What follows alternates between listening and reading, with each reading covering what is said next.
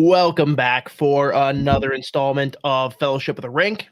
Episode 46 is brought to you by our incredible local friends in Waggle Golf, 9 Mile Brewing, and the officially unofficial craft beer, the Minnesota Wild. That's right, Barrel Theory Beer Company. With me, as always, Joe Smith of The Athletic, bringing you all your insider info on your Minnesota Wild and Gopher hockey. Back-to-back, Joe. Let's go. Yeah, it's Team USA, which to have back-to-back championships in the World Juniors, and that game was incredible. I think anybody who has ever watched a World Junior tournament, and I think Minnesota fans are going to get a whole new experience next year, even though it's state of hockey, of course. But I think they have the first World Junior since '82, I think it is, or something like that. Or I can't recall there being one here in my lifetime. So this version of World Juniors, which you ask any Wild player in the dressing room about it, and they're all watching it. A lot of them have played in it in their own careers. And it's like the biggest level you have before kind of pro hockey. You feel like it's just one of those things that, Olympics have been fewer and far between in hockey for so long. And this was a bragging rights, and Team USA in a really, really good matchup with Finland. Finland arguably was a better team in the first half of the game. And USA just chipped away a couple of goals here. And then, one of the Wild top prospect in Zeev Buium, just heck of a saucer pass there, a stretch pass. And then for a few things better than a celebration to win a gold medal, right? And I don't know how you plan that, or just instinctually, but just like the whole sliding through the half of the ice and the whole team following you, and then the goalie. I think a couple of the guys went after the goalie, like, "Hey, you're part of this too," and then clapped over him. So a really cool thing. If you're a Team USA fan, only people disappointed, I think, in this whole thing were Team Canada fans because. Sweden had a hell of a ride. Finland had a hell of a ride. Obviously USA won gold. Latvia had a big win. So I think overall it's, it'll be crazy. I mean, just watching the state high school tournament here in Minnesota, it's bonkers. I could imagine being in Minnesota, being so close to Canada, what the traffic will be like and what kind of crowd will be like there. You think? Yeah, well, and like you said, though, it is going to be a very different experience. Because, Minnesota fans will be the first to tell you that, they are the governing authority on all things hockey. But this tournament is very different. And this year in particular, producer Isha did a number. He streamed, I think, 3/4 of the games. And he was devastated, obviously, by the Canada trouncing. But even he came out and said, this is probably the best tournament that he's watched in the past decade. It was such a good balance of skill, top to bottom throughout. There wasn't really that many blowouts. There were certainly games that were tilted, but everyone was there to compete. And again, awesome to see USA come out like they did. But to your point with Team Canada in particular, Gopher and Wild fans have reasons to laugh and snub. And I threw this out in episode of Judd's Buds yesterday, but have to continue to throw it out because it's probably the greatest tweet that will ever be tweeted. Phil Kessel, September 20th, 2016. Just sitting around the house tonight with my dog. Felt like I should be doing something important, but couldn't put my finger on it. And I feel like Matthew Wood, who, scores a goal on the first shot of the game off the first draw against Mercyhurst on Saturday, and a guy like Riley Height, who is absolutely torching the WHL yet again, both snubs among a long list of snubs as Canadian fans sit here and kind of scratch their heads wondering, what happened? What do we need to do? Because they're never short on talent. They just seem to galaxy brain themselves and overthink all of this. And there's a lot of great players that got left at home. Shit, you got guys like Yakimchuk, who's going to Instagram and liking all of the Latvia posts when they won because he was a big snub, especially playing there in Ottawa. It's just, I don't know.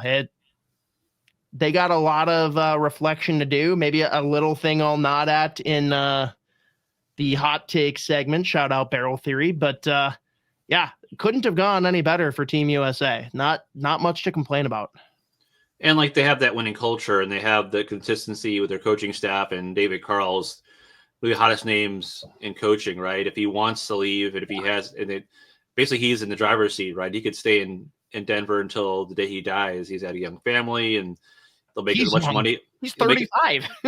Yeah, like I'm saying, like he's got crazy family. He's like he could be there and like the king of the world there, right? And make as much money as he wants to. And the program is going to be doesn't have to be not on autopilot, but like he's got it built to where he's not having a problem getting good talent there. And if he wants to become, do you want to become like a kind of college legend, or do you want to see if you want to NHL? Because they're going to be every year. There's at least 12 coaching changes. It feels like in NHL. So like the job security is like if Marty St. Louis is the 5th longest tenured coach in the NHL, that just tells you like the job security wise NHL. So if I were David Carl and like I think he's a bright coach, I think he would coach pretty well in the NHL. I'd be like, look, I have a great situation. Unlimited resources, good money, these talented prospects coming through. I could say I'm the best program in college hockey and say in the locker room last year at the X and people not be able to argue with him. So what I'm saying is with USA, they have the continuity, they have the culture, obviously winning last time. And then it wasn't just the talent that showed up to me. It was like I think John Hines called it today, which is a great hockey term, stick-to-itiveness, to find a way to, get back into the game when you fall behind. They handle adversity well. Got a team to clearly have fun together and work together. And guys like Cole Eiserman, 13th forward, and playing that role. And so I think they had a championship team and they knew that they'd be the hunted team, but they found a way to win. So, and I have a lot of respect for Al Murray, who was one of the guys in charge of picking Team Canada, like one of the architects of the Lightning drafts when I was covering the team, and a big part of why they built what they did build. And I saw him in the press conference afterwards. Like it's would you regret who you picked based upon what happened? Like it's hard to like what's he gonna say? Like and it's but the crazy thing they didn't show it. I think they edited it out, and especially when you see it on print. But like Cam Robinson asked him that question, and there was like a long, drawn-out pause before he gave the answer, and kind of a stare down, like, "You're gonna ask me this question? We're really gonna go there? All right, dude." But like, it's a valid question. It is. It is a valid question, and like the thing with Team Canada is you could have two teams, and like they would both do well, But I think when you're scouting and you're developing a team, they had to realize last year's team didn't work, right? And they got to figure out, okay, well, we're not just building a team based upon the most talented players. Find the guys that has the best roles, and you need to have guys who can score. Like you need to have guys that are just all out, may have some flaws in their game, but they can all of a sudden, if you need a goal with a couple minutes to go or this and this, they can change a game for you. So it's an inexact science. We'll see what happens in the Four Nations coming up NHL, because the same GMs are going through it are like all these snubs that Team Canada had or Team USA had. For sure. One of them's going to lose, and one of them will be like, okay, well, you should have had this XX player on this team. Yeah. And that's what happens when you lose. But for Team USA, the program is obviously, I think one of the players called it dynasty now, which is kind of fun to think about after a couple of years. But clearly they have something building there towards the future, and it'll even make the next year more fun, because I would imagine Canada's going to be back, ready to take it back. You would think and hope, but we will definitely see. It's going to be a storyline that's not going to fade until we get back into the thick of it next December. Quick little bit on the Gophers, because obviously like not much to talk about in a weekend against Mercyhurst. It was actually a little surprising though on Friday night, where they kind of flipped the script on themselves, where they actually came out strong and faded in the middle of the game, when usually they kind of come out slow and then recover. But either way, clean sweep, wasn't much of an issue.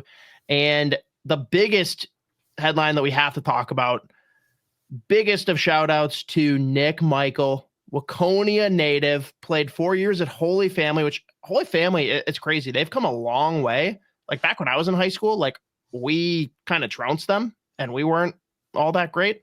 They've come a long way. They're actually a pretty notable AA program, but Nick Michael bounced around from NA to playing for Huntsville in their last year, couple years at St. John's in D3. And now with the Gophers, he's getting some looks just because tons of injuries, guys going to World Juniors, gets his first goal as a Gopher. You could just see on the bench, the boys were so happy for him to get him that goal. It's just awesome when you hear about the guys like, him.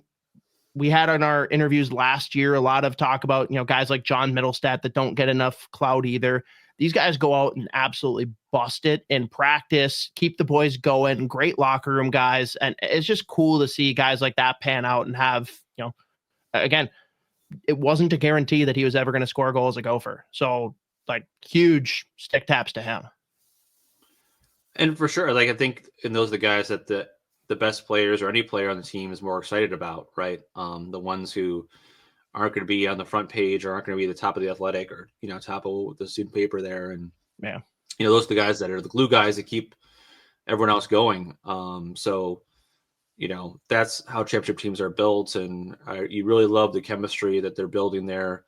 Upperclassmen, younger underclassmen, to the guys that have been there. And I think part of it too is they've been humbled a bit in the playoffs the last couple of years. And all of a sudden, even programs as good as in Minnesota who, been close to the pinnacle or consider themselves a top program, once you lose a few times at those stakes, then you have to kind of look at yourself in the mirror and you kind of have to say, okay, well, what haven't we done or what can we do now to kind of get over the top? And, this is not going to say that they're going to win the national championship this year, but it just seems like a really tight group, a group that handles adversity well, a group that has depth throughout the lineup, that has, like you mentioned, guys that aren't the household names that come through in situations. So, again, we'll see what happens in a few months, but I think those are some really early kind of some promising signs as you hit the midseason mark of what teams could be.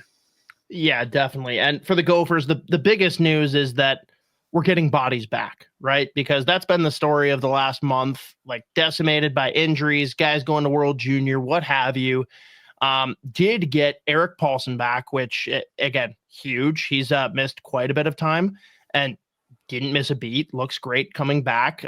Had a pretty nice setup there on one of the goals, slick between the legs play. But we got two other guys that are going to be coming back, Joe. Still waiting on a couple of injuries, but we've got Oliver Moore and Brodie Ziemer, who, again, very important players as it would turn out in the run for Team USA here at World Junior. Obviously, all the talk was about the BC line as it is the last couple of years now, but that second line that became Nelson with Moore and Ziemer, that was a big identity line for the team down the stretch. It certainly was a productive line and not just, producing goals and points, but momentum for their team and just, when you can come in waves like that, like the Team USA could. And we talked to Brodie before the tournament started and what that experience would be like for him. And he really embraced it and he really lived up to the hype and he lived up to, a guy who has been a captain before. Kind of just, you could tell him leading by example. And so I think that only can boost guys going back to college after the World Juniors, winning a championship and having a taste of it. And again, for some guys, and then bring it to the team that right now, feels like that they're in that, not say championship or bust if you're the Gophers. I mean, every year you kind of think that that's the case, but they certainly have a feel of a team that's going to knock on the door for a few years and want to do it. Yeah, for sure. And on the other side here, after a word from one of our partners, we'll talk about the player that you all really want to hear about from Team USA's Gold Push. Hey, Fellowship of the Rink listeners, January is the perfect time to swing by 9 Mile Brewing, Bloomington's first and only tap room, as it stands, where our friends are serving up some incredible brews. Whether you're taking a break from alcohol or not, they actually do have you covered with their brand new NA Hoppy Wheat Ale, full of bold, hoppy flavor without the buzz. And for those craving something a bit juicier, check out Grace the Goddess, their juicy IPA or sip on the smooth Kernzabon, I'm probably butchering the pronunciation there, alt beer, or simple twist of grain. Their crisp Kernza lager, both brewed with Kernza grain, of course. And of course, keep your taste buds on alert because they will have a bumbleberry sour landing very soon. Well, I've still got your attention. Don't forget to snag some of their January deals like BOGOs all month on Thursdays for THC Thrive 4-packs. Get out there if that's your thing. And of course, if you're on the competitive side of things, they do have their legendary birthday cribbage tournament coming back with 72, that's right, 72 teams and a $200 cash prize up for grabs. Don't wait. Head to 9milebrewing.com. That's the number 9, MILEBREWING.com, and go under the event tab for all the details and signups. See you soon for a pour or two. And Joe, I believe, did you try the Grace of the Goddess, or was that the one IPA you didn't try when we met up this weekend? I did have Grace of the Goddess. I had the Obsession one I brought home with me a little bit too. So nice. I'm a big hazy guy, so I did the Goddess, and then Obsession one is the one I think Laura liked the best, right? So oh yeah, the New England four back of that. I finish another one off after the podcast here, but yeah, just a cool spot. You can bring your kids, your dogs, like it's just a cool, like there's a board games and TVs if you want to watch games. So a good gathering spot and plenty of parking. So lots of parking, which is awesome. If you're used to city life, which I like a lot of us have been, to be able to have the free the parking that's available, definitely important. For sure. So Minnesota Wild talk, Joe, last of our World Juniors talk before we kick it over to even more World Junior talk in the interview. Everyone is talking about the trajectory and expectations here for Zeev Buium. What more can we say about the guy after the performance he put up here? Well, absolutely. I mean, I know we asked John Hines about it another day here because, he's a Team USA guy, a guy who coached World Juniors too. And he said he watched the last few games and he's like, wow, like that last pass on the overtime. And again, it's not the most impossible pass in the world, but the poise and the way to make it and the confidence in which he did it and the minutes he played on that good of a team. He was an assistant captain for a reason. Yeah. I think, mentioned Brock Faber, he's like, that guy's a stud. And Brock Faber knows a lot about being a really good young defenseman coming from college and the USA program into the NHL. And so I think a lot of people kind of tie the two together because of the trajectory and stuff and thinking that Zeev will be Minnesota end of the year here, which he very well could be.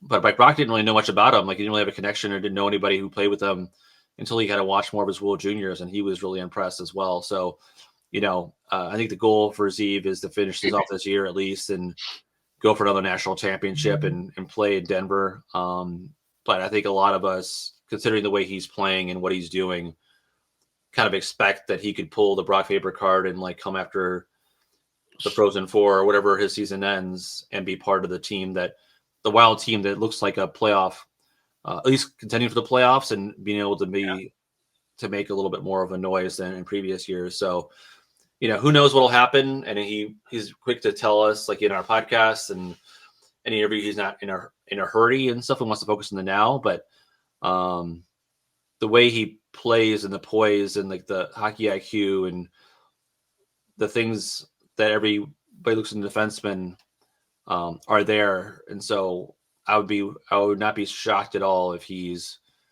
playing for the Minnesota Wild in April of this year.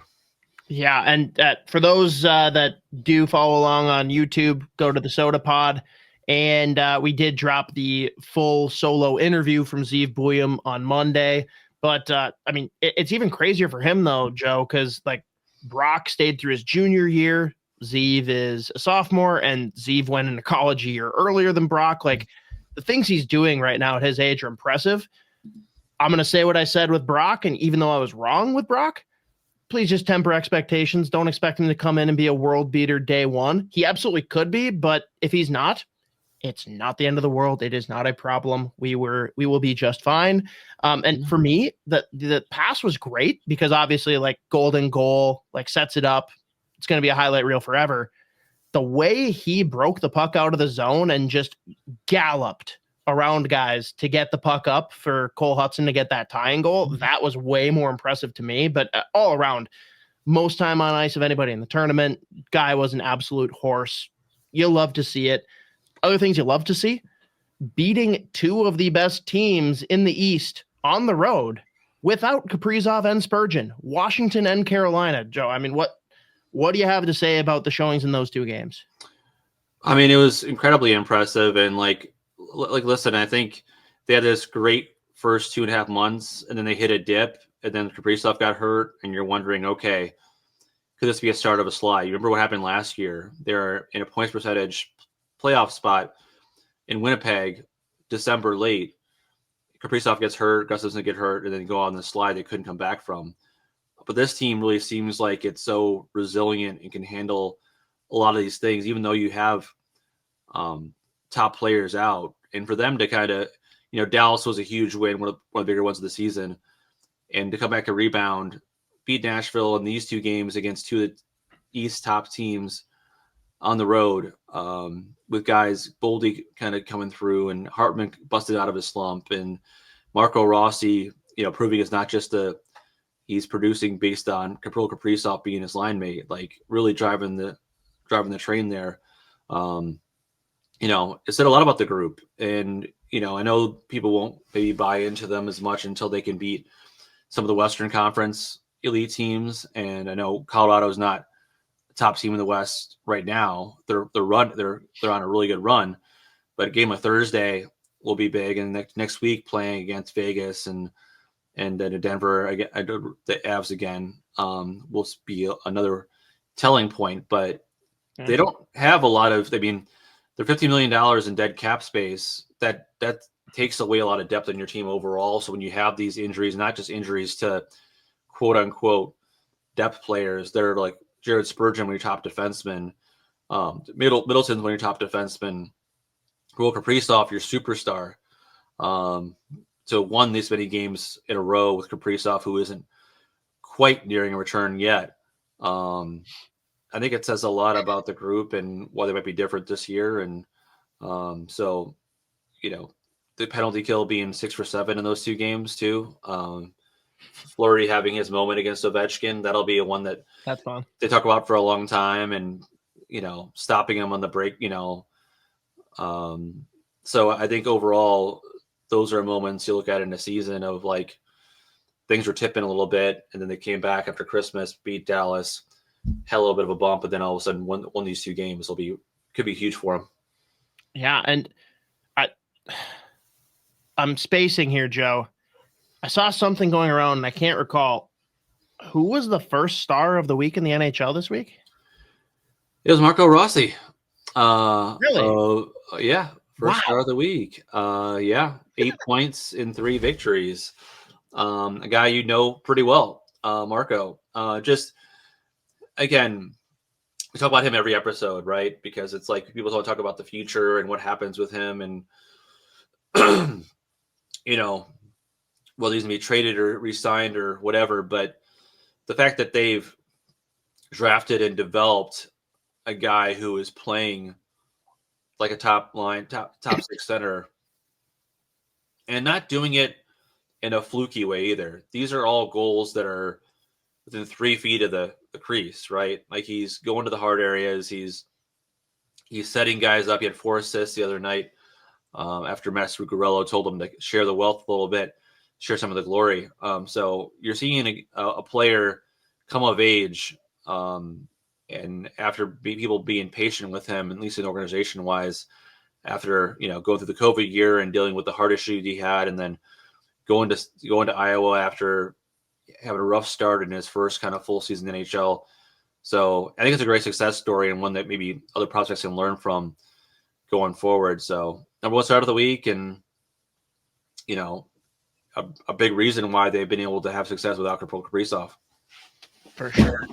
And for our both Iowa and Minnesota Wild players who are big into the Call of Duty. I know it's a pretty lengthy list. We're going to call this the Gulag update. Let's figure out which guys are ready to rise from the Gulag. I know you were out for practice on Monday. What do we have? We got names like Middleton, Lauko, Spurgeon, Kaprizov. Like, who's back? Who's close to back? Who's a ways out? Where do things stand? Well, Middleton was his first practice on Monday since breaking his finger in middle of December. And as of this podcast then posts on Wednesday, he could have played Tuesday night. I mean, John Hines said he could have played Tuesday or Thursday. His return was imminent. So like having him back would be a huge factor for them to give a little bit of a break to Brodin and Faber in the top pair. Lauko was his first practice back too. He had re-aggravated a groin injury in mid-December. He's been out 10 games. He's a little further away, but getting closer. Spurgeon's still in that 2 to 3 week range, of course. And Kaprizov's been the mysterious one because he's been day to day since Christmas break. And so as of this podcast, he'll have missed his 6th straight game with that lower body injury. And, I know fans get frustrated by this, that there's not kind of like as much transparency or in terms of he'll be back in 2 days or 3 days and like that.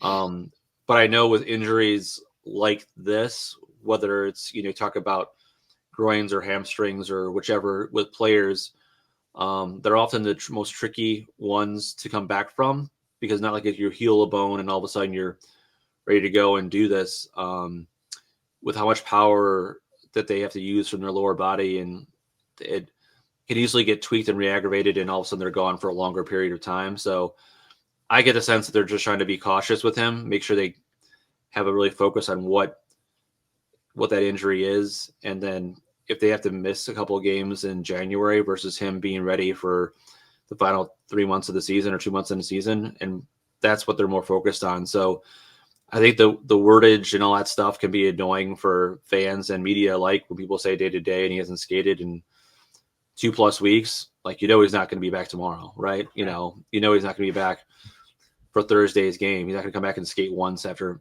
weeks off and play. But I think the more important thing for people to know or get a feel for is that it's not a long-term injury.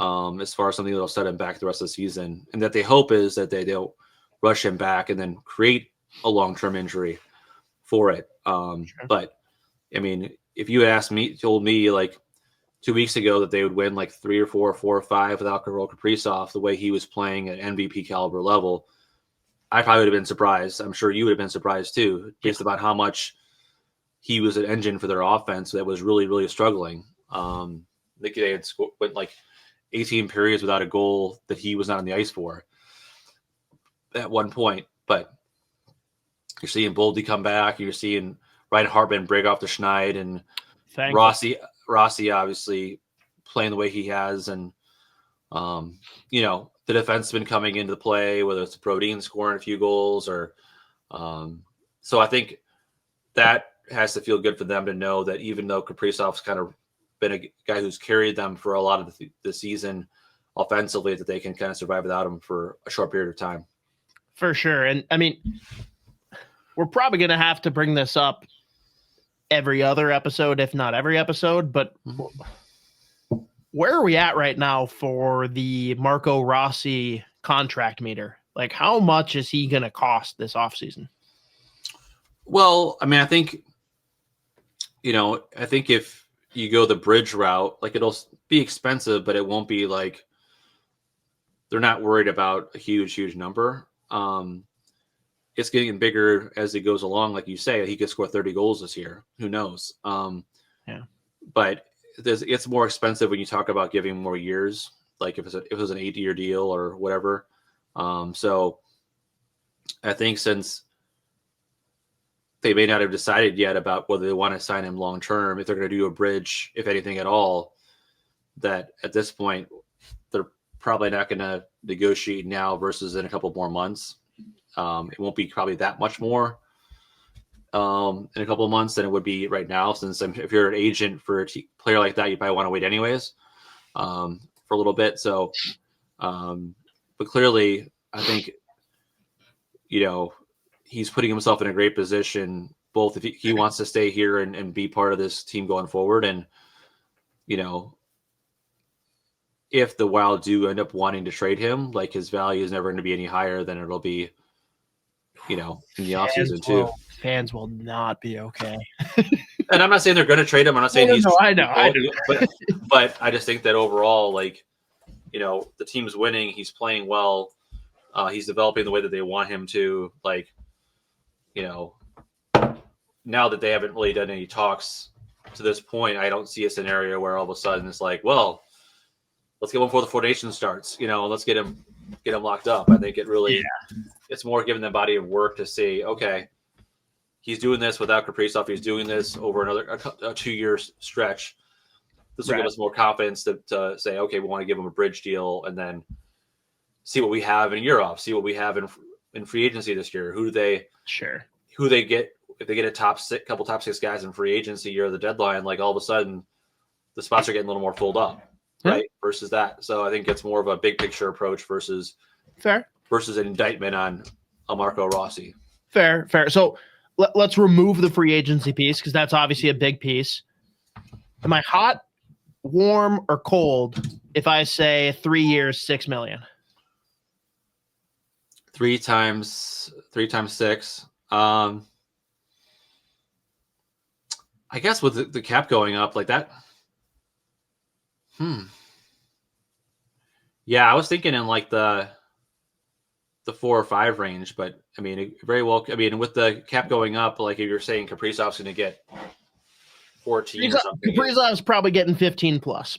Yeah, or whatever the Draisaitl number was, 14. Right. So I think with the cap going up, and he'll be RFA too, won't be a UFA. So the difference in negotiations pattern for that. But yeah, you don't want to go to ARB with him though. That would not be fun. I don't know if he has ARB rights for sure, but yeah, it's interesting. I mean, yeah, and the number is going to keep fluctuating up and down until we get to the end of the year and actually have to put pen to paper. But yeah, it'll be interesting.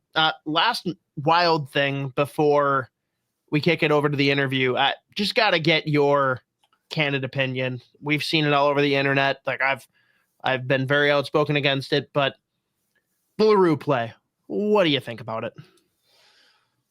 I mean, I think it was clearly a dangerous play. And whether you take the intent out of it, you extrapolate the suspensions that he had at the Q and suspensions that he had in the AHL. Take away him smiling at the bench as he left. Like, yeah, look how good I did. Like, obviously it was a dangerous and quote unquote cheap hit, and it cost Jared Spurgeon at least 2 to 3 weeks. And very well, like if it would have went a different way, it could have cost him a career, right? Like, yeah, if you get a different injury, and, you're 35 years old and you come off back of hip surgeries and now all of a sudden you have to go and do multiple knee things. Like, so the Wild probably feel very fortunate that it's only like a week to week thing versus season ender. But this is something that you hear this all the time about player safety and all that. And I agree that they're not as strict as they should be on stuff. But I think a lot of times their hands are tied by the agreement with the Players Association, like the CBA, in terms of like the fines aren't established just randomly by the player safety. It's like agreed upon with the players and the league and how much you can fine somebody, right? If they reach those fines up to a higher level, like they were maybe in the past, maybe you see guys with chasing down the boards make a different decision on, okay, I can still hit somebody, but I'm not going to do this. I'm not going to make this risky or dangerous play. Yeah. But until if the fines are $5,000 maximum, and if they're still going by the rules of this is his first offense, like it was with LaRue, they're not going to throw the book at this guy, right? And so do you feel like for a play like that, where like you said, like if it goes slightly different, Spurgeon could have like career impacting implications. is 3 like a happy medium where it's not too much but not too little? Like, are they kind of playing it safe, or do you feel like 3 is a fair assessment because it is the first offense? Yeah, I mean, I guess the only quote unquote fair thing is like he's out as long as Spurgeon's out, right? But they're never gonna do that in between players in the league. Right. Like, oh, he's out as long as the guy's injured for. That would be the fan's dream, but there's no way that's ever happening. There's no way ever to happen. And so I think unless you change the part of the CBA or the agreements in terms of how long these penalties can be, they have a pretty good mandate or their book on like, oh, this is a first offense. This is how many times you've been fined. This is how many times you've been warned, and this is what it is. Like, you start giving him a longer suspension than Matt Rempe after how many suspensions, right? Like, like you're going to get into a gray area there. So again, like I've had my issues with player safety. I think there are still some times where they're too lenient or light or don't give a suspension at all when there's one that's warranted. But I think as far as like game changing or play changing or player thinking changing things, like it'll have to be kind of help driven by the players too, to agree that like, okay, if my teammate Spurgeon was hurt for this long, it affected me this much to know that, okay, we need to do something about this. Right. So, and the game has been, they've taken away more of the headshots maybe than in 15, 20 years ago. Right. Or it's not quite as dangerous, quote unquote, over the middle, or those kind of things are more gone than before, which is you think it'd be indicative of players having more respect for each other and thinking, okay, I wouldn't want to do this. But there's still these dumb, dangerous hits like this that, and it might seem like it wasn't intentional or whatever like that, but intentions be damned when a guy's in a boot for 6 weeks, right? And the game needs the best players on the ice. The game needs teams who do things right to be able to be competitive and have a chance. So I don't know if there's a perfect answer for it. And I think it was a dangerous and cheap shot play. And I could understand if the Wild were pissed off about it, and I would be if I were in their shoes, but the system's not going to change overnight. And if it happens on the other side, if somebody on the Wild does a spear or like a dangerous trip, and they're going to go through the same thing. Yeah, for sure. Nope. Very fair. Well, we've got a very fun group interview for you guys. 2 Americans on our side, Joe and myself, and Canadian representative in producer Isha. On the flip side, we have 3 Gopher representatives. We got 2 Americans. We've got Buffalo Sabres prospect, Brodie Ziemer. We got Chicago Blackhawks prospect, Oliver Moore. And on the Canadian end of things, we have Nashville Predators prospect, Matthew Wood. Let's kick it over. This interview is brought to you by our friends at Waggle Golf. Waggle Golf believes what you wear on the course should reflect your individuality, who you are, where you're from, your hobbies, interests, and passions. All the stuff that makes you, well, you. That's why every design is inspired by the desire to create a piece of apparel that strikes a chord when you see it, that makes you say, wow, that was made for me, because in a lot of ways, it was. Ready to get your waggle on? Go to getyourwaggleon.com, throw in promo code SP10 at checkout to take 10% off your entire order. We are here at Mariucci with the 3 camp invitees for World Juniors. We got Brodie Ziemer. Did I pronounce that right? Yep, that's right. Beauty. Oliver Moore, that's a pretty easy one. And Matthew Wood, which, just so weird that I'm looking at a Canadian World Junior participant in here. It's kind of strange. I'm pretty sure we fact-checked it, and I don't think there's ever been a Canadian representative for the Gophers. That's pretty cool. If there is, someone will be sure to abuse us in the comments over it, but whatever. There's no Canadian-U.S. thing that there was, like, in, Miracle with, like, the Boston and Minnesota people, like, in college, right? And so, like, rival, like, you guys, you'll give each other crap all the time, right? For, like they're not shunning you, are they? Yeah. They're not, no. Okay. Yeah. It's all good. As long as he keeps scoring. Yeah. As long as he stays on the stat sheet.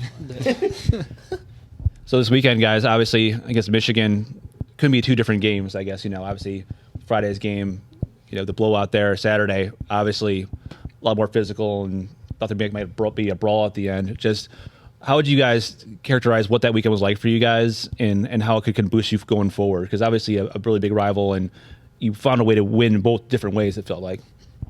Yeah, I think that was a huge weekend, obviously, for our team.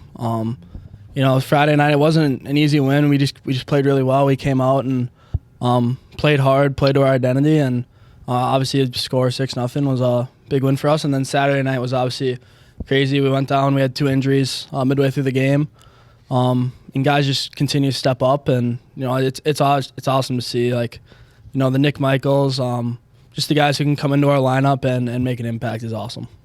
Oliver, you've been here for a year now, and a couple of you guys are kind of relatively new here. Like, what was that crowd like to be part of? I'm sure you've seen big crowds in college hockey now, but just what was that whole experience like? It felt like the roof was going to kind of pop off a little bit. I mean, yeah, I've played in a couple college games, and that was really, really cool. Everyone in the stands was definitely into the game, and it's just like there's so much positive energy in our building and with our team. So it's just like, for me personally, like, was one of the coolest weekends that I've ever played in. How about you, Brodie? Like, what was your kind of? Yeah, for sure. Like, I feel like growing up, you've obviously like watched these games, and when Michigan comes to town, I feel like it's just a different energy, like a different vibe. And obviously the student section was great. Like, our fans are probably the best in college hockey, and it was super fun to play in front of. I can ask you guys, like, we were on the press box, we couldn't hear what was happening, but we saw Kester, a bunch of you guys at the end of the game. Snuggerud got hit against the boards. Saw Kester, a bunch of guys jawing towards the Michigan bench in a less colorful language. Can you tell me kind of what was going to be the message being sent there? I felt like the 11 seconds left face-off, there was going to be some full-out slap shot. I had the camera out immediately. Like, we were like ready to record. Like, what was in your mind going through there, and like how were you guys able to just do a face-off right after that?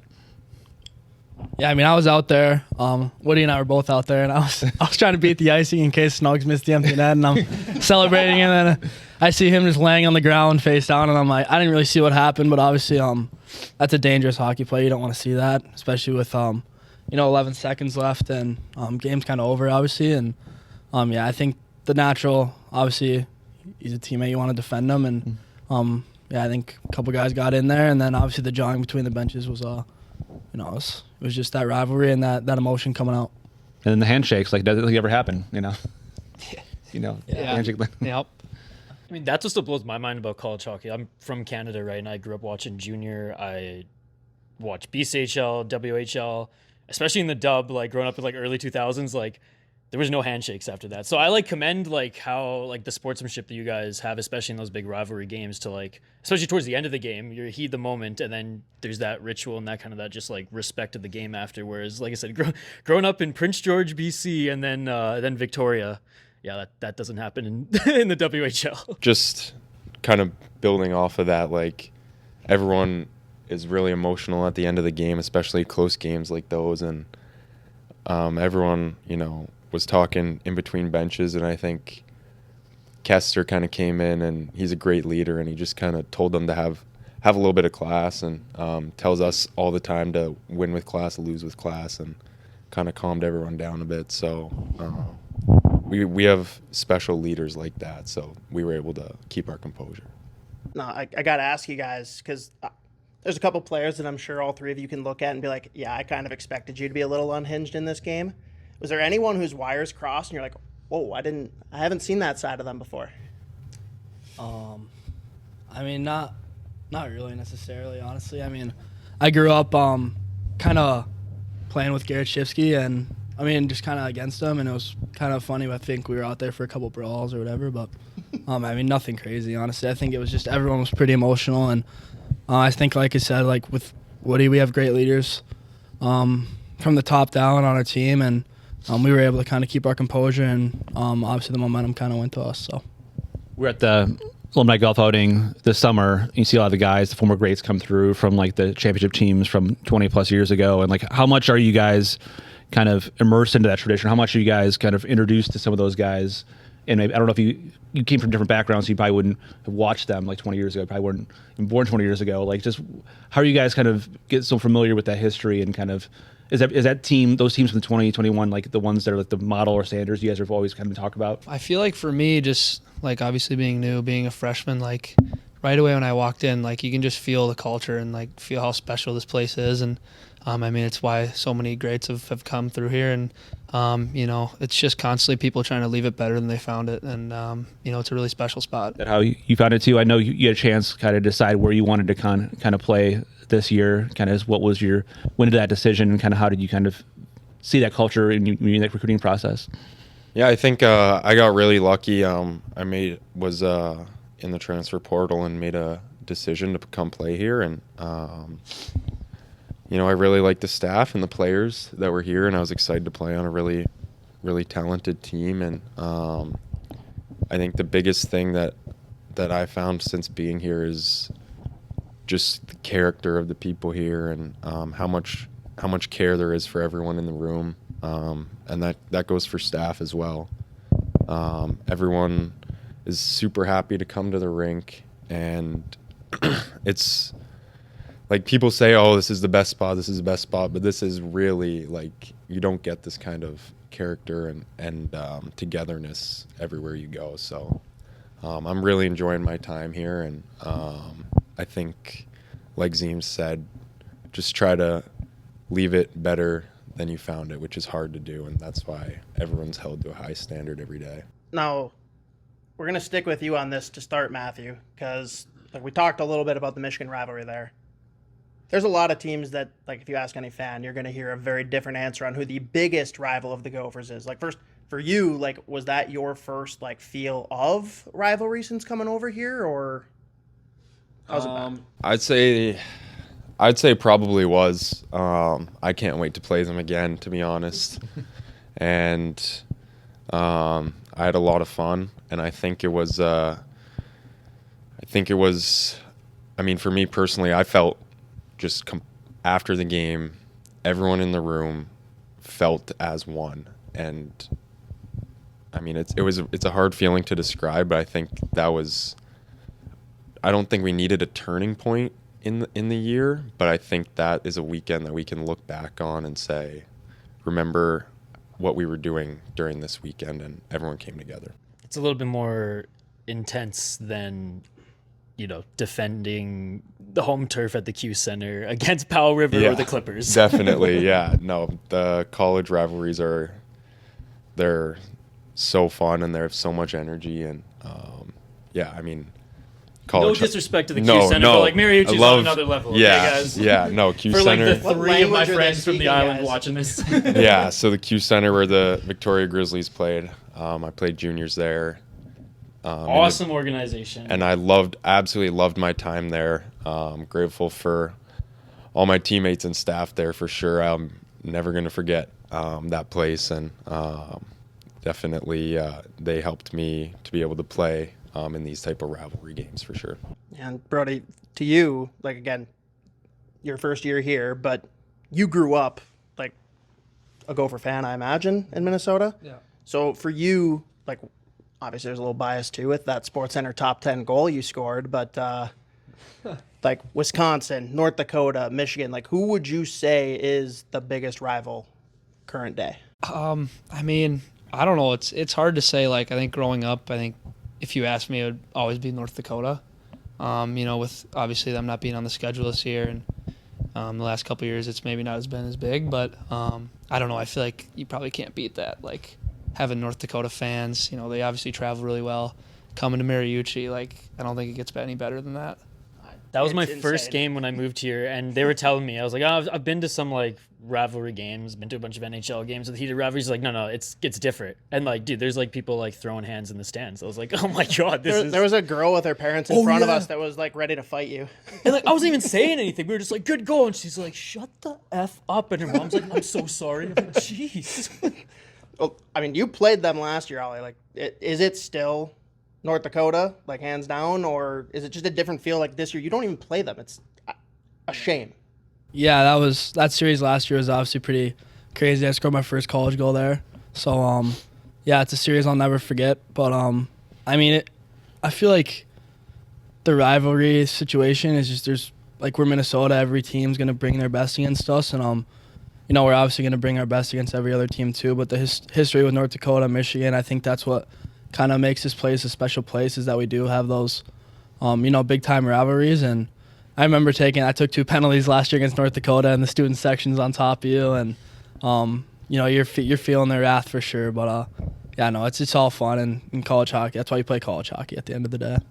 I still don't think I'll ever get over Pitlick just chucking his stick out into the stands. Yeah, that was wild. Like Yeah, it hurt the team and it was dumb, and I'll deny it if Bob ever views this, but like I loved it.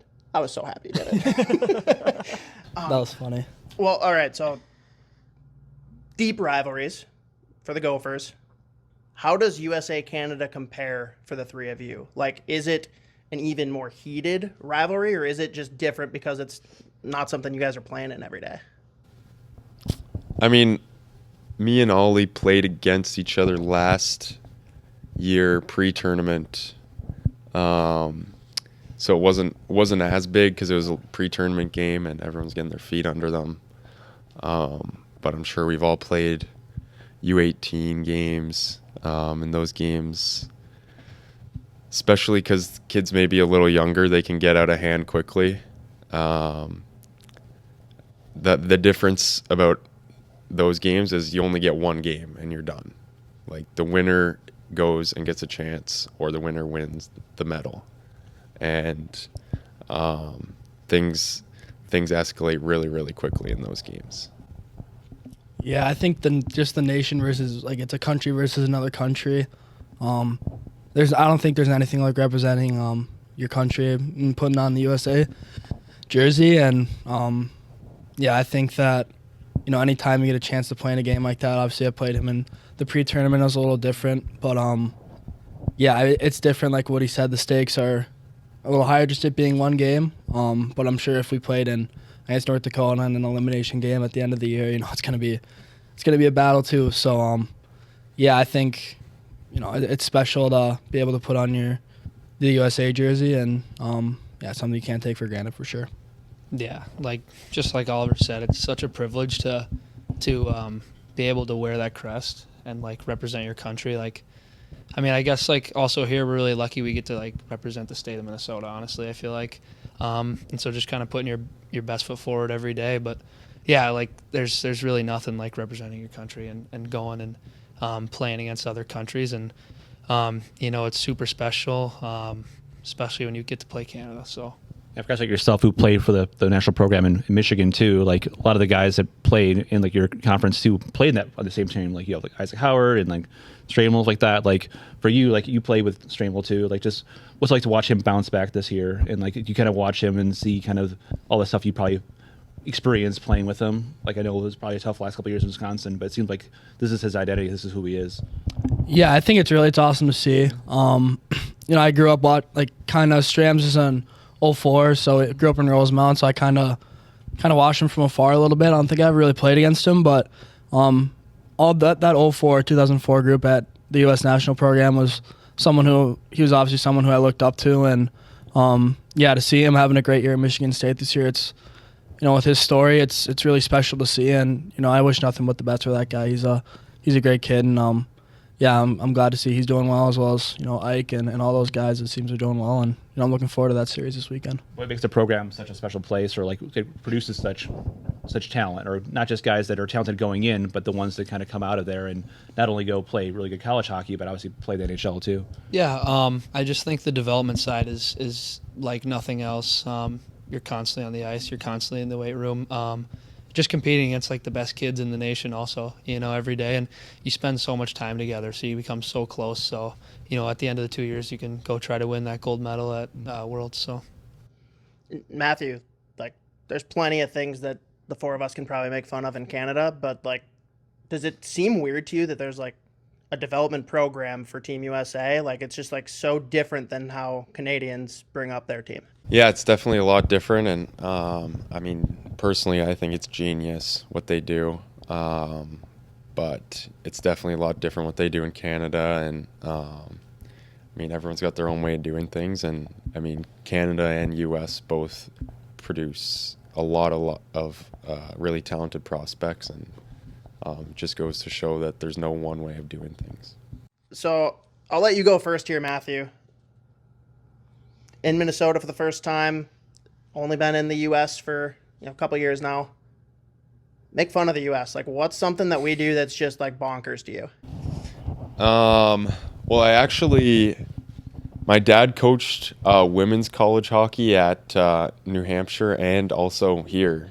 Oh, no way. So I actually grew up a little bit in the States, Okay. moved to Canada. I was born in Canada, moved around a bit with my dad coaching, ended up on Vancouver Island, Nanaimo, when I was 10 years old. So spent quite a few years in the States now with being in college for 3 years. I mean, do you feel bad going first? Like, I'll throw the first shot. I don't really know what to say. I think Canada and the U.S. from my point of view and what I do, like just playing hockey. But driving around, I'd say maybe they could have some more street lights. Like there's some streets at night that get pretty dark. I remember I was driving in Connecticut. Wouldn't have been too late, 8:30, and it was pretty dark, and just a bunch of deer out of nowhere. It can get pretty dangerous without those street lights. This is the guy from Nanaimo where deer run around like squirrels. Yeah. I was not expecting streetlights.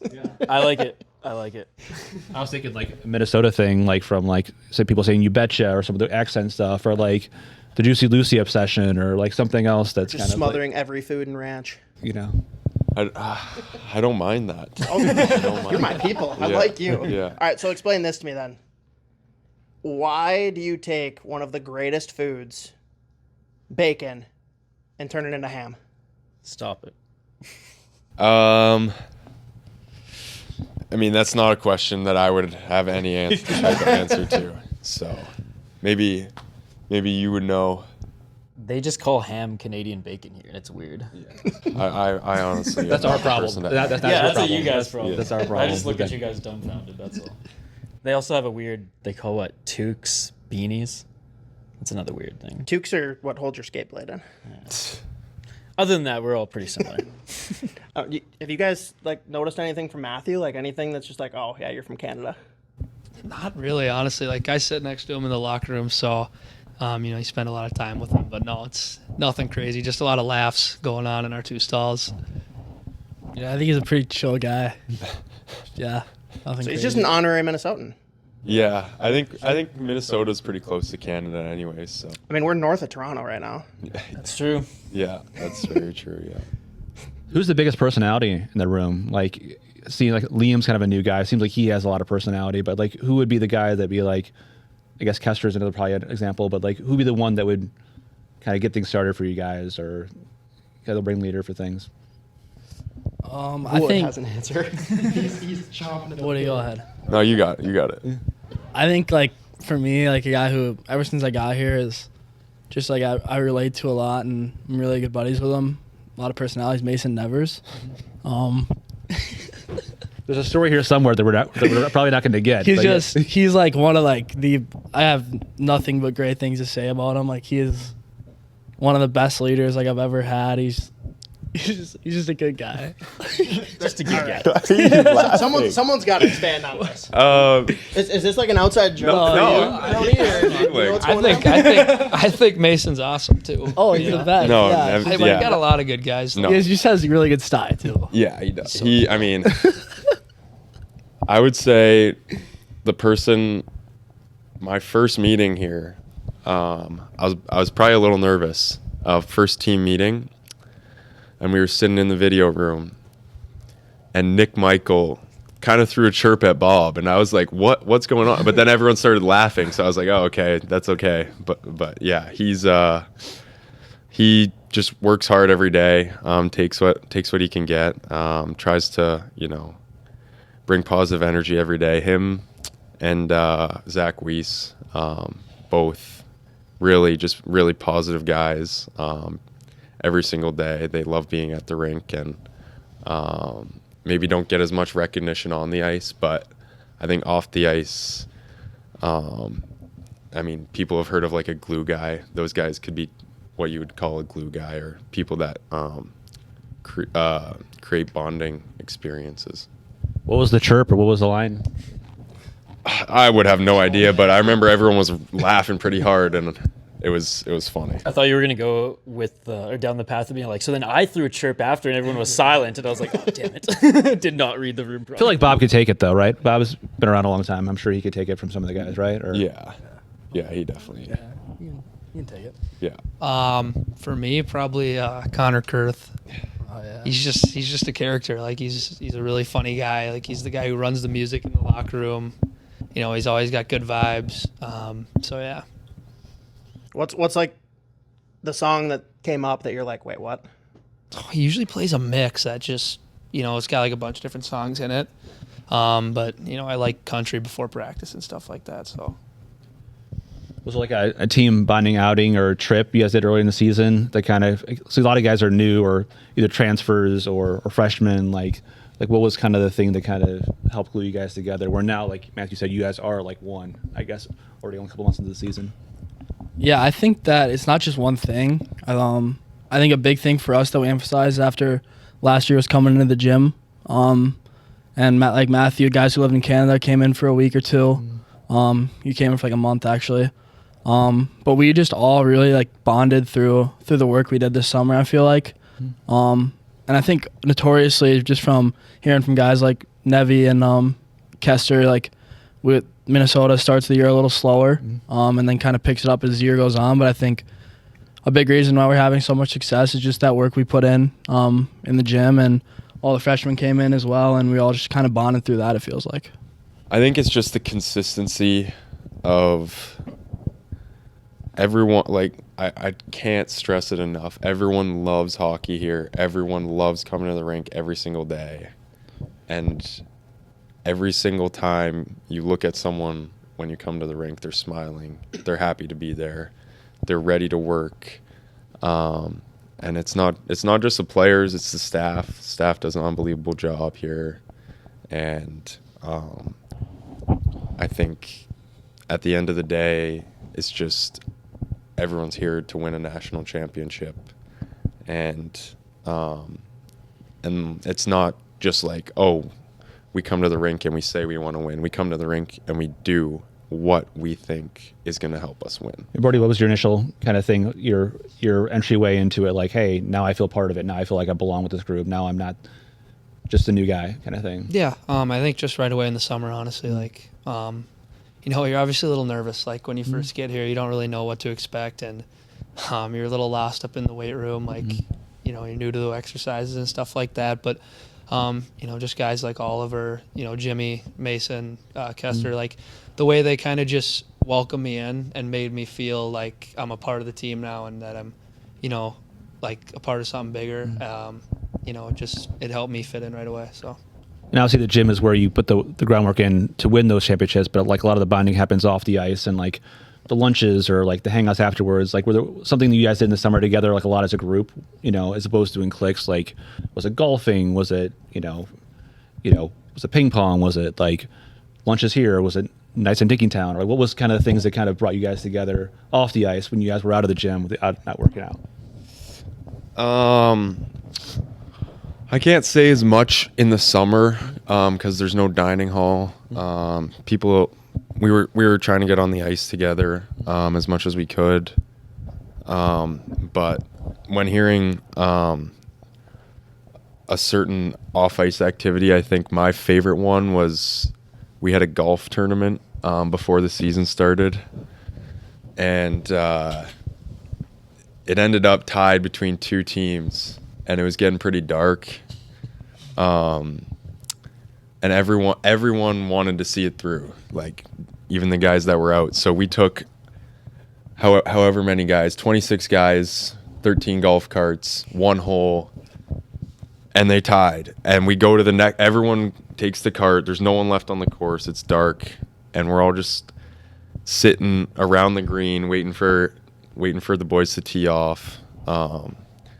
And I mean, that was a memory that I was really happy to be a part of a team that I felt like it wasn't about the golf. Everyone just wanted to no one really wanted to leave. No one really wanted to go back and not be all together. So it's like cell phone cameras, like or the lights, getting people to make sure they get their putts down, or like how do people make their putts at the end? There actually is a video of I forget who it was. He drains a pretty long putt to tie it up, I think. So then they got to go to the next hole. It's absolutely hilarious because everybody's just going crazy after it goes in. Yeah. It was absurd. Yeah. It was absurd. That was. Yeah. So who won? Oh, I honestly shouldn't even. Nobody remembers. It was so dark we couldn't tell. Like we have. Kurt, Ches, and Bagley. Yeah, those 4. Yeah, it was those 4.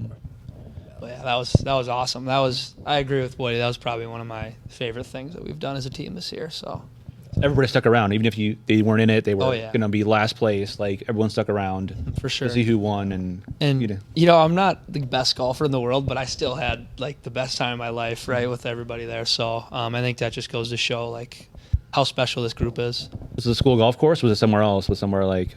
That was a school one. Yeah. Yep. Yeah, just right over here. All right, last thing we want to get into, though, is World Juniors. I mean, it's a little bit different for, Matthew and Ollie because you guys have played in them before. Like, Brodie, do you have any idea what you're in for? I mean, maybe a little bit. Obviously, I've played at the national team for 2 years, played in a couple international tournaments, got silver at Worlds. So, I mean, I just really want to make this team. Like, I think losing that game, it means a lot more to me now. And, I kind of want a second chance at it. So yeah, I think, it's kind of the same. I played at UAT Worlds I was able to win a gold medal there with the guys I played with for 2 years. And then obviously last year's World Junior experience was unbelievable. And you kind of get a feel obviously got a really good feel for how that tournament's kind of how big it is. And kind of what it takes to win there. So yeah, honestly, just really looking forward to this next couple months, and it'd mean the world to me to win another one. So, and obviously, like USA Canada, like is always going to be the premier rivalry. But Ollie, it feels like Sweden's kind of narrowing the gap a little bit. Is that fair to say, or is it not even close still? Yeah, I think Sweden, for my age group, I think Sweden's obviously a big rival. It's USA Sweden. It goes back forever too. So, I mean, I'm not going to compare the two rivals. I think that both of them are pretty. If you're playing any team in a gold medal game, you're gonna give your best effort. But yeah, I think it's obviously another big rivalry for sure. Matthew, I'm pretty much going to hand it over to Isha, but I just know like Canada is different. Like for you guys, any of the teams could win a Stanley Cup. Like anything could happen. World Junior Gold is like the be-all, end-all. And for other nations, it sucks if you lose. But for you guys, like losing feels unacceptable. Is that fair? Yeah. I think, especially tournament being held in Canada makes it a really massive deal there. And especially, it's just kind of, I'll speak for my family and other families that I know.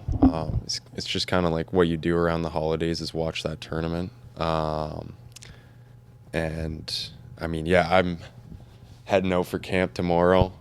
Really excited for opportunity to try to make this team, and I'm going to give it all that I have for sure because this is my last chance to play in the World Juniors.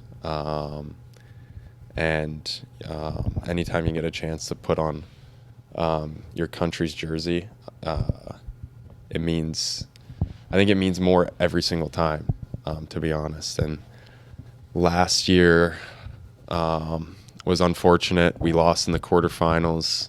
So bringing the tournament back to Canada, it's going to be, people expect a big bounce back year for us. Yeah, it's just so like intertwined in like Canadian, I guess, and Canadian holiday tradition. Like you said, it's like, for me, I care less about hanging out with my family during Christmas and more watching World Juniors with family and friends. And like when I was in college, traveling, I lived a few hours away from where I went to college, and like driving back and forth, seeing families, and going back to like my place or to go hang out with friends. Like we were watching it on our phones, like during the drive. Like it didn't matter if it was Kazakhstan versus Slovakia, even like we were watching all the games.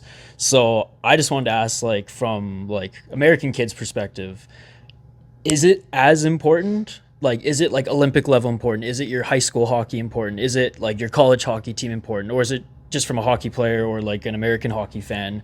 Is it another important tournament, but maybe some of those other two are higher on the list?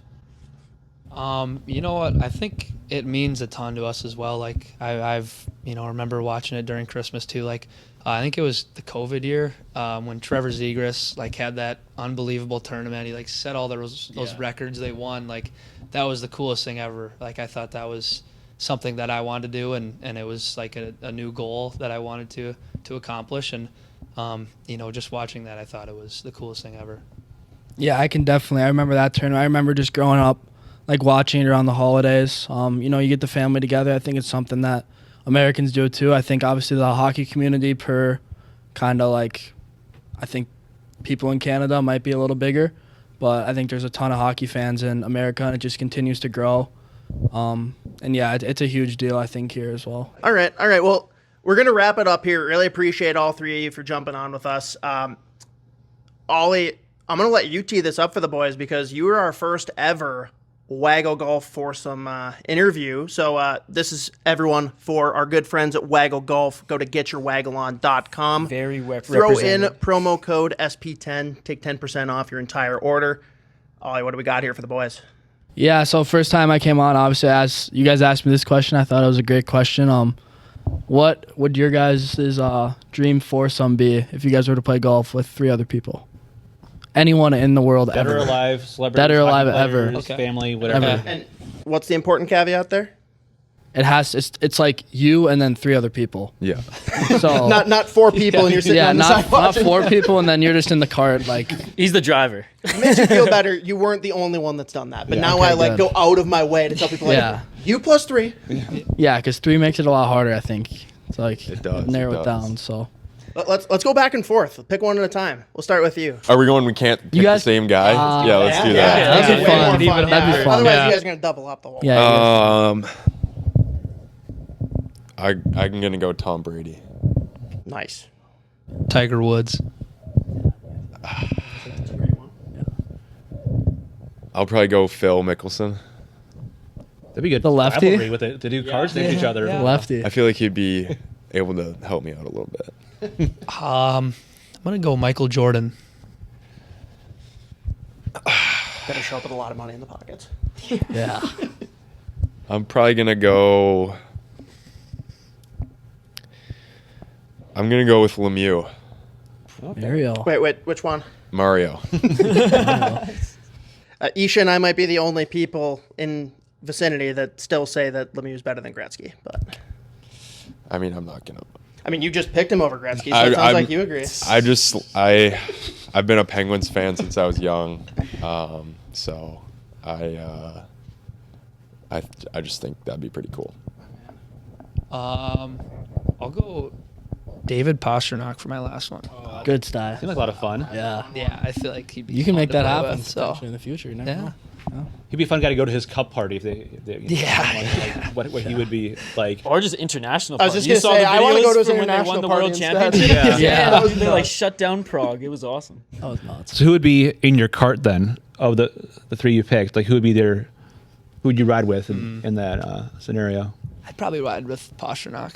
I just feel like talk to him about hockey and stuff Yeah. like that too. So, and he seems like a funny guy. So, Let Jordan and Tiger fight it Yeah, out. You know, yeah, let them do focus on let the them do golf. the gambling and stuff and worry about that or something. Only like one of them's coming off, of course. I'd probably pick Tom Brady, just because I saw him and Bryson DeChambeau had a YouTube video together, and he was sharing some pretty cool stories, and I just think I'd love to ask him about all those games that he played in, and overall, just how he views life and stuff. Nice. Well, no, everyone, again, that's from our good friends, Waggle Golf, getyourwaggleon.com. I'm gonna throw this in here, guys. Just curious. Have you guys ever like?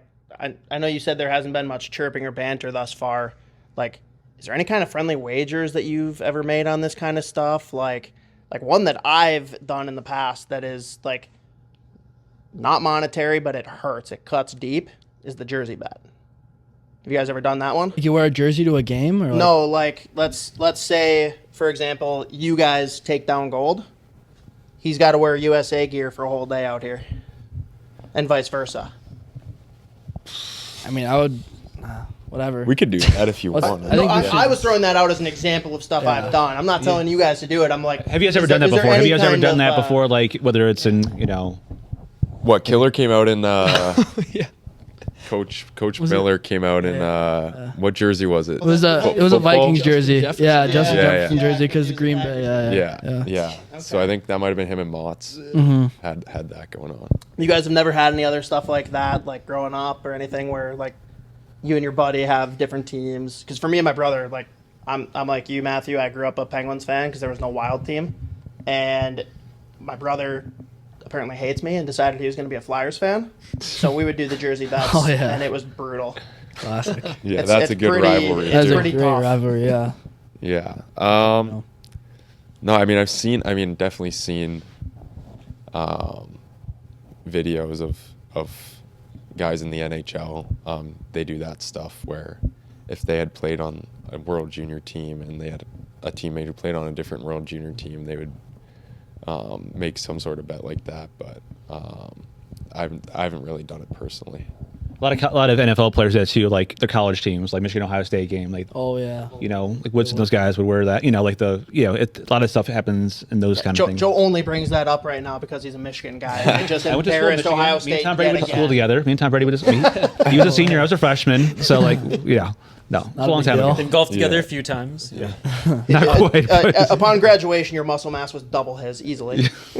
Yeah, I got one more before we wrap this up. Out of all the teams that usually make the tournament that are outside of like the top tier in like Slovakia, Czech, Sweden, Finland, so we're talking like Switzerland, Kazakhstan, if you guys have the chance to play them, what's like a sleeper program that you're like, they were harder than we expected, or we knew and prepared and made it look easier than maybe like the fans? Like from a fan perspective, Switzerland always seems like a sneaky good and talented team, but like from your guys' perspective, Canada and playing for the States, like what is one of those random nations that was like, damn, they're harder than they seemed?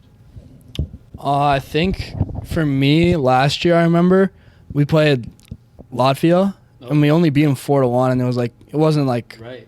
it was like kind of like they were good, they were structured, they skated well. That was one team for sure that kind of didn't take us off guard, but was better than we maybe originally thought.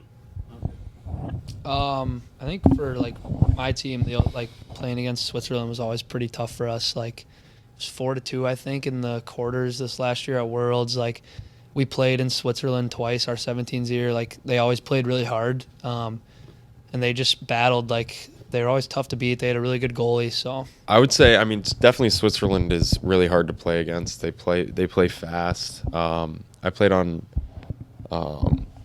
U18 team.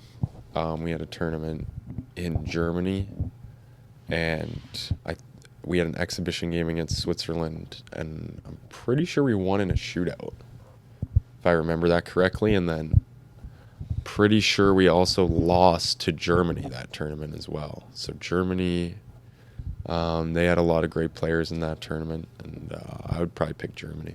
Okay, cool. Yeah, Switzerland's coach or former coach, he was quite the character as well, Mr. Christian Wohler. Yeah. They do everything better. How many first rounders do they have? We have Exactly. yeah. we have I one, remember that fourth interview. round. So is this what you tell your team? Exactly that. Yeah, that's like his most abused soundbite is exactly that. What did you learn about them in the pre-tournament game you played? Learn that we are far away from them still. They're faster, they're bigger, they're stronger, they can shoot better, they can pass better, they can do everything better. So is this what you'll tell your team? Like, what do you say to your team? Exactly that. Yeah. Well, thanks again, guys. This was awesome. Yeah, Really thank you appreciate guys. it. Yeah. Best of luck and Best everything of luck with that. camps. Thank you guys very for having much. us on. Appreciate it. A lot of fun sitting down in person, which is not our usual thing, sitting down in a group setting. And I mean, we talked about it after the fact behind the scenes, but based on the reaction that all those guys had when we were talking about their boy Mason Nevers, I think he's next up on the docket for guys we're going to sit down with. Maybe it's him and Kester we sit down with and do a little bit more of an in-depth talking with the veterans. Yeah, there's, some guys are just natural, like guys who would be natural, like Spittin' Chicklets, guests, or whatever like that. And I think Nevers and Kester and They fit that mold. yeah, Nevers, Kester, Faber, whatever, get them all, get the people who like vibe off each other really well. But Yeah. I really enjoyed that. And we'll do more of those in-person group ones as we go along here for sure. Definitely. Well, let's wrap up here like we do every week, folks. We have NHL Hot Takes and really anything Hot Takes depending on the week. But this week, it's primarily hockey. Keyboard Warriors brought to you by our friends at Barrel Theory Beer Company.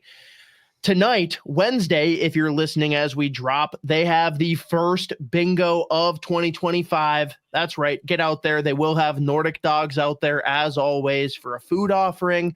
There's going to be some big prizes offered. And of course, good discounts on beer if you're playing. And for those of you that might also be into the hoops, along with the hockey, they've been doing a lot of fun things with the Timberwolves as well. But you all know, just down the road from the X, great pregame, postgame spot. And of course, at the X, the best offering with their Crowler of the Day at Section 105, plus raindrops all over the stadium, all levels.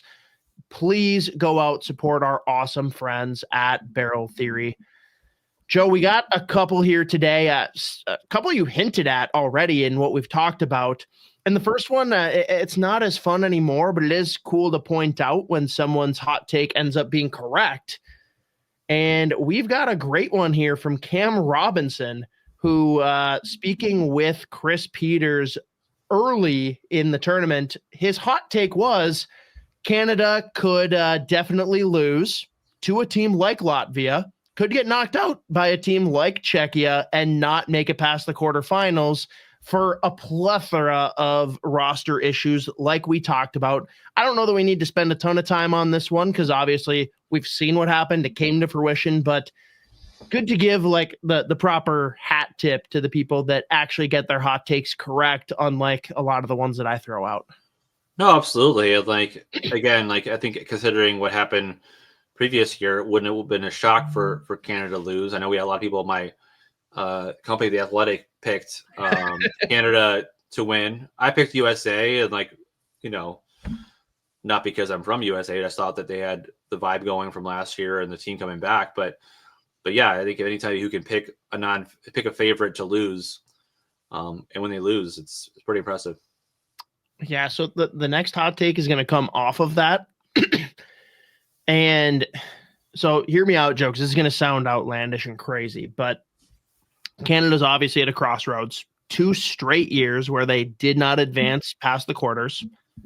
They did it on home ice this year with a lot of scrutiny from fans and outside voices with the roster that was selected. Imagine a world where they build an academy of sorts, a grassroots program nationwide that really is the funnel for all future national teams, right? And I don't know. It's an unprecedented idea. Team USA has done just that. What if we had a CA-NTDP?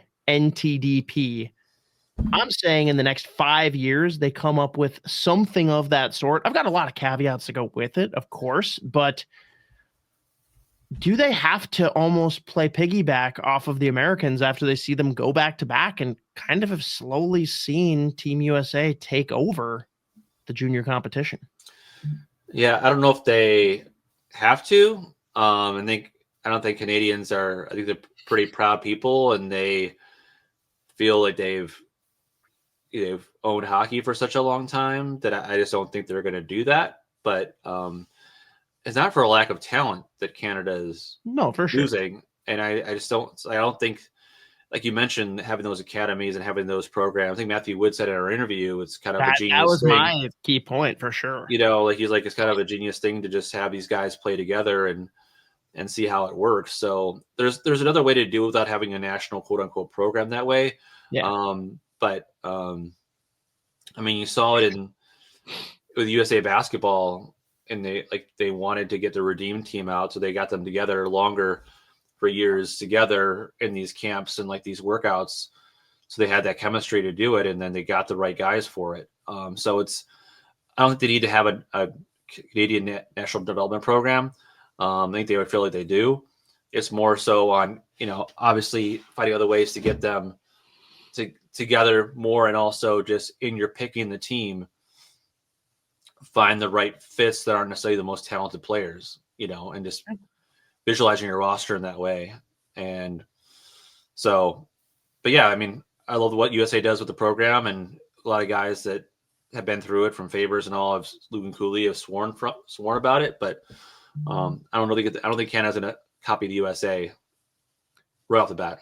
No, that's fair. The thing for me is, I feel like for Canada to make it work, they almost have to go like 1 or 2 years earlier, right? Like, it's almost an idea of replacing the exceptional status, right? Like, take those really good 16 or 15-year-olds, if they want to go younger, whatever, but have that almost be the feeder into, the CHL, into college, into pro. Like, now with the shifting landscape, and maybe it's something that revives the BCHL. Maybe they play against the BCHL for the regular schedule, just like the USNTDP does with the USHL. Again, it's a hot take for a reason. I don't know that I see it happening for sure, but you got to think there's going to be some aggressive adjustments made. I don't know what it's going to look like, but we'll wait and see. I don't know. I'll probably be wrong at the end of this, but the last one I have here, Joe, I'm going to bait it out there and see if you can come up with the team first off. But David Carl, brilliant man, went on Spittin' Chicklets and basically baited out there. Like, yeah, I'm real comfortable where I'm at. Why would I leave? I don't need to go anywhere. Guy's going to get paid. He's going to get money. He's going to go to the NHL. Now, do I think it's necessarily right after this year? It's maybe a stretch, but I'm going to say you got 2 World Junior Golds. You've got 2 national championships in the past 3 years. And, oh, wait, he could be in the Frozen Four again this year.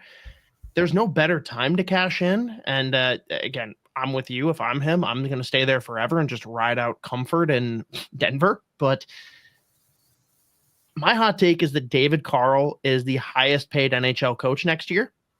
Who do you think the team is that does it? I got very specific picked out for very specific reasons. I know, like, the Devils and the Blues talked to him. I think it was last year, or interviewed him at least. Well, the Blues are out. Was that? The Blues are out now. Yeah. The only ones I could think of that you would say that would make them the highest paid coach would be a team like the Rangers. That's it. You nailed it. You nailed it. Not that I think that's going to happen, but if you're think saying about it, Joe, think about it. Like, the Rangers, drastically underachieving team. Drury has to do something drastic to save his job because he's on the chopping block at this point. Yeah. And what has historically been the biggest blunder of the Rangers, at least from my perspective, maybe it's not from yours, it's that they can't work with young talent. They don't develop young players well. They really are just mercenaries that bring in people that want to come play in New York, and they bring in good players like Panarin, like Zibanejad, whatever. Outside of Fox, like, the young players that have come in, it's been more of a battle, especially with the young forwards of skill. Like, they traded off Capo Caco. They're already seeing like a bad regression with why am I spacing on his name? Shoot. Their first overall pick. Lafreniere. There we go. That's the one. And for me, it's just, this is a guy who has been said to understand, relate, get the best out of these young players. You've seen it an example, Team USA and Denver, New York, it is a big hub. Like, it is the biggest media hub in the US. If there's a team that can pay him that kind of money, which again, that doesn't impact salary cap, so who cares? If it's a place that might allure him with the bright lights and they can give him enough money to be like, yeah, I'll roll the dice and come do this. And hey, if it doesn't work out, I'll go back and find another college program. Sweet. I could just see the Rangers and Drury in desperation making David Carl the highest paid NHL coach, because that's the only way you're going to get him out of there. Yeah, I mean, he has to be, and I think it's not just the money thing for him. I think it's like for sure find the right fit with management, and like he runs the program in Denver, right? Like to go somewhere where you're going to get meddling, and I think Dolan's an owner that meddles, right? Yeah, true. That's fair.